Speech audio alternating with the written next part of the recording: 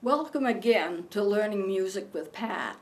And what I have today are some of the recorders that I've shown you before, but I'm assuming now that you might want to actually get a recorder and learn how to play music and follow along with me. So I decided to take some time to show you what to look for in a recorder, how to take care of it, how to position it, how to hold it, how to blow into it, and do some basic skills in the recorder. As I've said before, the recorder is not a toy. You can learn a lot of basic music skills with it, and it's not that hard. So what I have here is a simple recorder. It's a C melody recorder in plastic. And as I've said before, it's probably better to get this than to get the wooden ones, which are harder to take care of. So if you're going to be playing recorder and you've never done it before, what do you look for?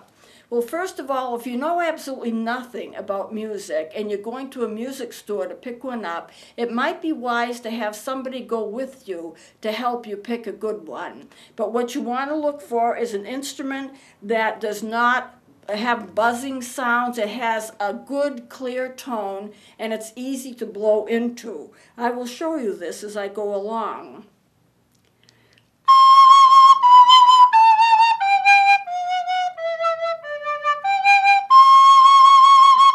No buzzes, no whines, no extra sounds. A good recorder will give you a good clear tone.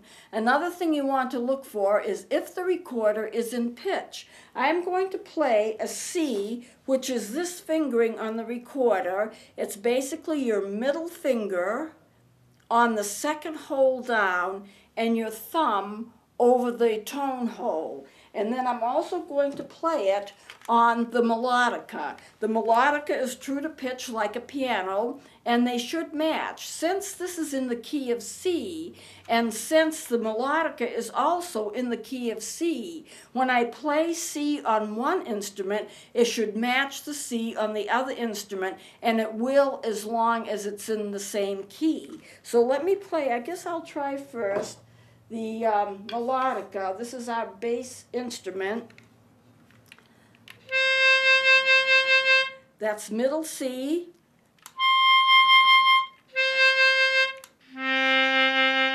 They are all C's, and they sound the same, except one is higher than the other is lower. So we'll stick with the middle C for now.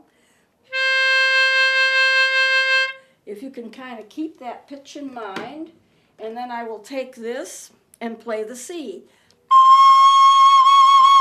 Do you see how they match? This instrument is in perfect pitch. You want to have an instrument that's in perfect pitch, and you want to have an instrument that's in pitch with itself. So if I play, let's say I'm playing a D, which is all three, actually 6 fingers down plus the thumb hole,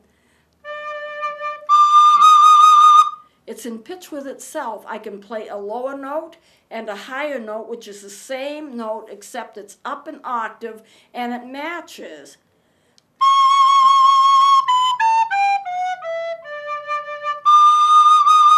Those notes are the same, and if I were to play a D on this melodica, the same thing should happen. Those notes are perfectly pitched. So you know you have a good one. You also need to have an instrument that it's not hard to blow into. I can remember when I first started playing the saxophone, I wanted to play saxophone in the worst way. And my parents borrowed a saxophone from my babysitter, and half the notes didn't work. But I still continued to play it because I loved it. I just had to squeeze down very hard on all the keys to make them close. If you have an instrument that's not working right, then it's hard to get learning going and it's discouraging.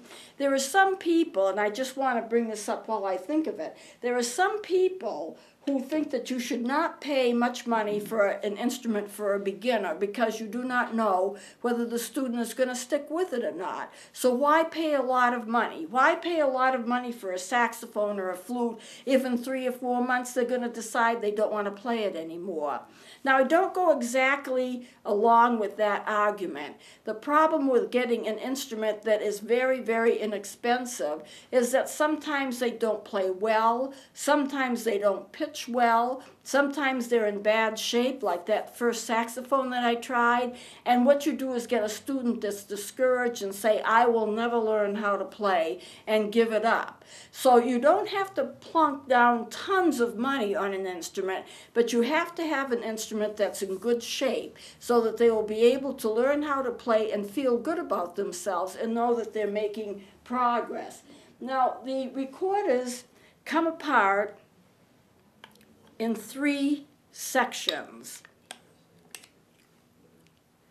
This is the foot. This is the body. This is the head joint. And it's interesting or important to clean it every time you use it. You can get a swab. I don't happen to have one right here, but you can get a swab and just go in and kind of wipe the extra moisture out.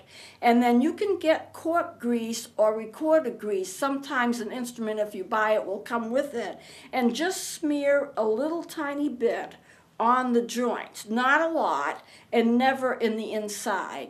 You don't want to get anything in the inside of the instrument because you don't want to block the airflow. So you just get it on the outside just a little bit, and then you put it back together. This will take me just a second to do this. See how easy it goes if you have just a little bit of grease. And then your instrument is back together. If you take good care of them, an instrument will last for years and years and years. This instrument is fairly old. Now, some instruments don't break up in 3 parts. This is a little German recorder, and I can bring it into 2 parts, but I can't bring it into 3 parts because there's only one joint here.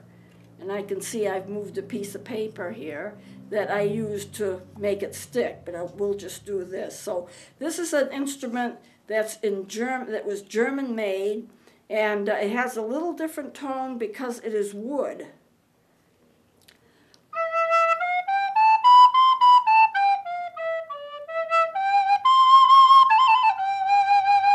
But isn't that a nice tone? And the plastic's tone is not quite like the wooden one, but they are easier to take care of.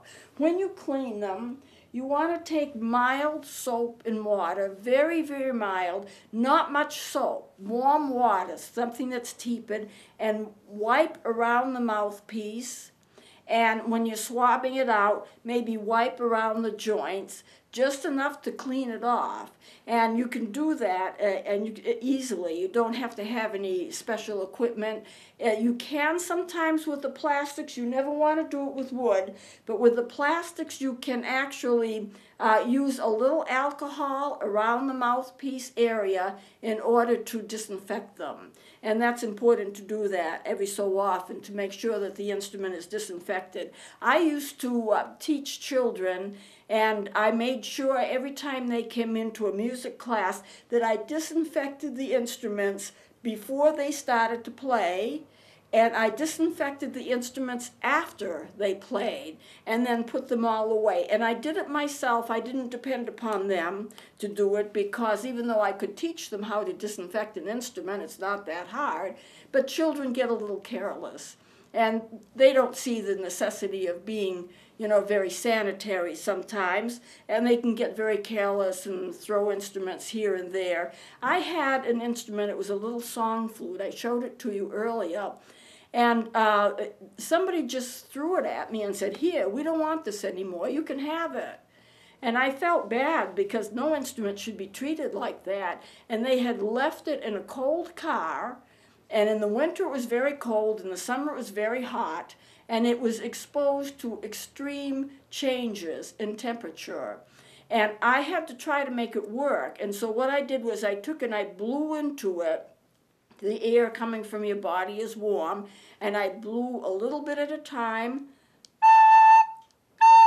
Now, it didn't want to play in the beginning, but I kept at it and at it and at it. And then as it warmed up, and it kind of got used to me, I think. I know this is going to sound odd, but you respond to an instrument and the instrument responds to you, and I think it kind of gets used to the way that you are and the way that you handle it. I'm not saying it's human or it has human emotions or anything like that, but you handle it in a certain way and it responds in a certain way. So I just kept blowing it and blowing it and blowing it, and eventually it started to play and I was able to use it. I actually was able to use it sitting in an orchestra. But it's important for an instrument that you don't leave it in a hot car or a hot attic. It'll split the wood, it'll damage the instrument. I actually have a trombone. I don't play trombone because it's a brass instrument, but I actually have a trombone in my apartment, and it's split. The metal is split, and it's because it was mistreated. Any kind of heat will split even metal. And wood especially will crack under too hot or too cold conditions. The other thing you want to do when you're playing an instrument is you really need to be sure that the temperature that you play it in is room temperature. You don't want to play it in extreme cold or extreme hot. It really poses a problem for the instrument because it puts extra stress on it. I know I used to march in marching bands, and we used to be out in cold periods of time during the football season. I played clarinet in one of the marching bands, and we'd be marching and my hands would be frozen and the instrument would be frozen, but we were supposed to play those instruments, and it's very bad for them. Or on Thanksgiving Day parades, it's notoriously cold sometimes in Thanksgiving Day parades, and you freeze and your feet freeze, but you've got to march and you've got to play the instrument. It's very bad for the instrument to do that. You need to keep it in even temperature. I do not leave any of my instruments out in a car unless I'm traveling and they have to go with me. I make sure they're in even temperature in my apartment. I keep the temperature a comfortable room temperature, and the instruments are fine with that. The other thing to remember, if you're a female, do not wear lipstick and do not have long fingernails. If you're playing an instrument like a saxophone, oboe, bassoon, clarinet, the lipstick will get on the reed. Those are reeded instruments, and it will get on the reed and it will clog the pores of that reed so it will not be able to vibrate right. Now on a recorder-like instrument, it'll smear, and it just is unsanitary and doesn't look good, and you're constantly cleaning it off. The other thing is the long fingernails. In order to play a recorder or any instrument that has tone holes, these are tone holes, and in order to play it, you have to have the pad of your fingers directly over the holes so they cover the holes perfectly, and if you don't, you're not going to get the tone that you expect. Now, if I play a scale, I'm going from low to high, my fingers are on the tone holes, my thumb is on the thumb hole, and I can run up and down a scale with no problem.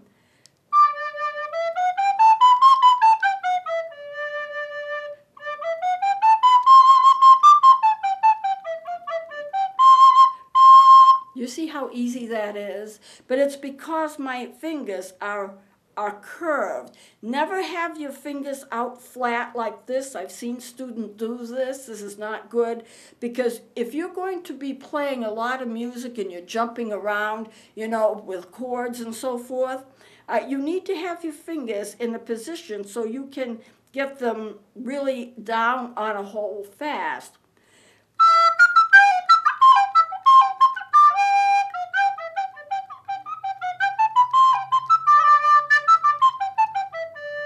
You're not going to be able to do that if your hands are like this or flat. You're not going to have the flexibility. And even in piano, when I was taking piano lessons, and I did for 3 years, that's how I first started out, we were told keep the fingers curved so that when you want to jump and you want to do runs on a piano or any other instrument, you can get your hands down really fast. And remember, the thumb hole is always covered unless you're doing high pitches. On the recorder, you put your finger down, as I explained before, you will get higher pitches. By the time I get to that C, my thumb goes back up on the hole, and then I get the lower register.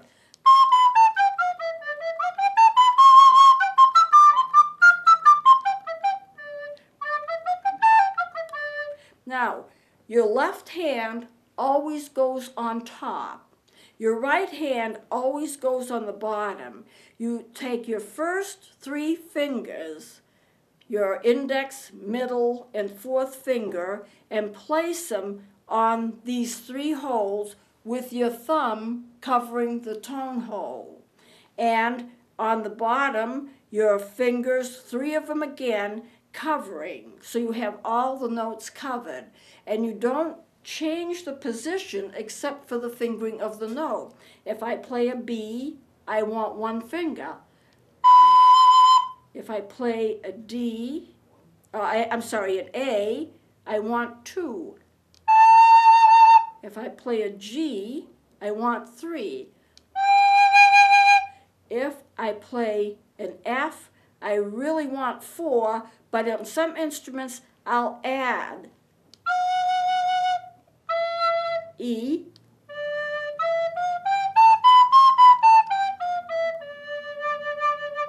Now, I want to mention something here while I have a chance to, while I think of it. There are 2 fingering patterns for recorders.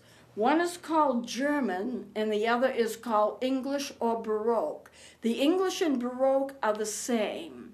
The terms are interchangeable. The instruments are made a little differently. Here is a German. This one's Baroque or English. They're going to look pretty much the same. You're not going to be able to tell the difference just by looking at them. However, you finger them a little different. The Baroque is a little harder. The fingering pattern's a little harder to master, but they're not that much harder that it'll make a difference in terms of your learning. The German, you go right down.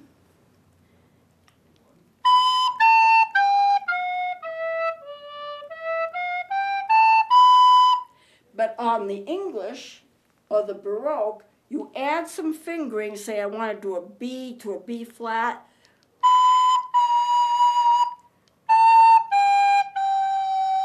There's a different change. If I do an F on the German, I would just do this fingering, but in a Baroque, I add this finger.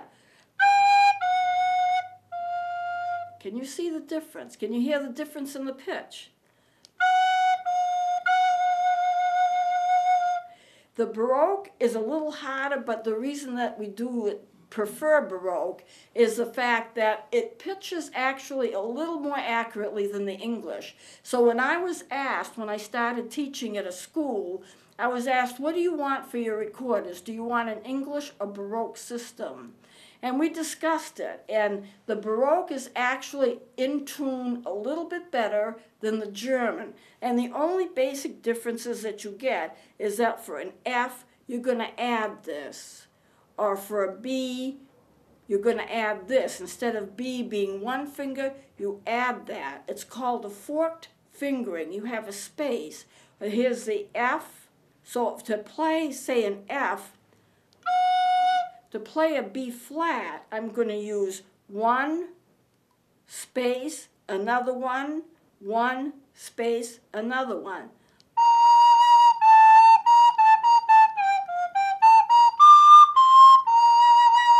It's just a little bit more accurate in the pitch, and it's not that hard to do when you get used to it. I kid people a lot. I say, you know, woodwinds are so easy to play. You put them in your mouth and they play.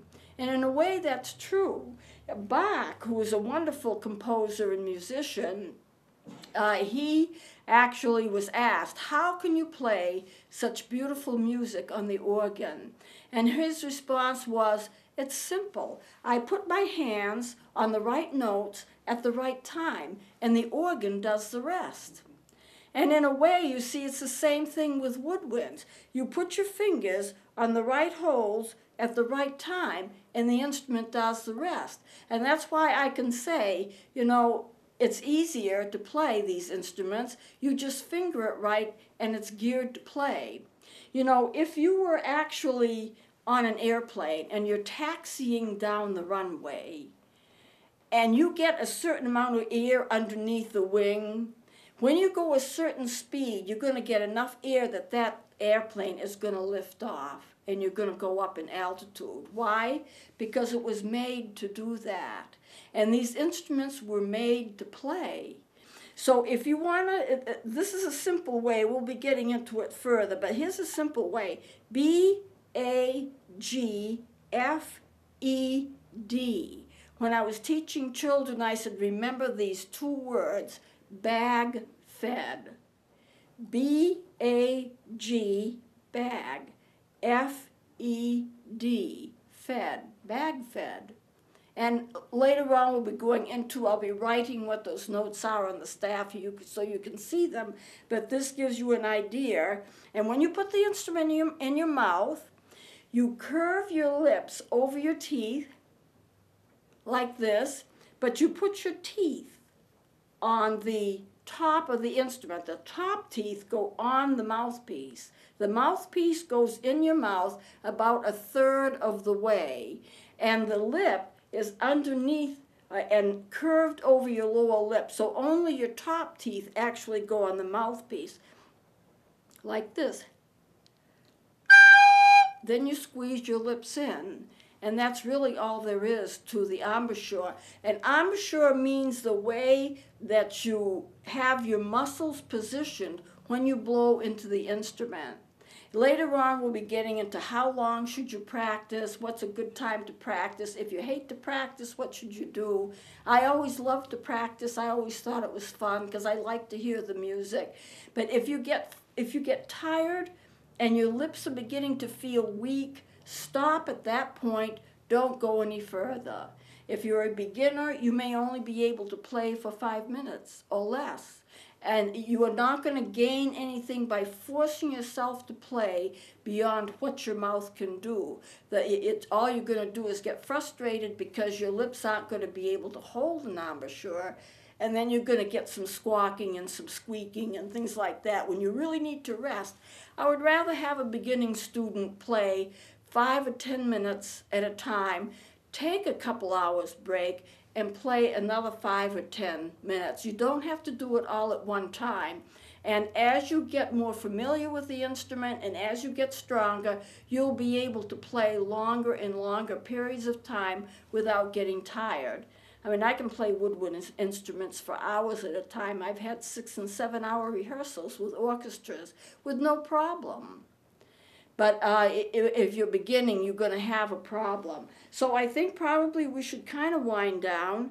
And this gives you an introduction. I'm going into this a lot more as we go along. This is just kind of an introduction as to what to do. Left on top, right on the bottom. Cover the holes, curve the fingers, get your mouth right. And it's easier to start with a simple tone like a B or an A. Remember, bag, B-A-G. Start with the simpler tones. Don't worry about the right hand. Just hold the position where you need to hold them. And we will continue with this next time. So thank you for watching, and I hope you will join me again.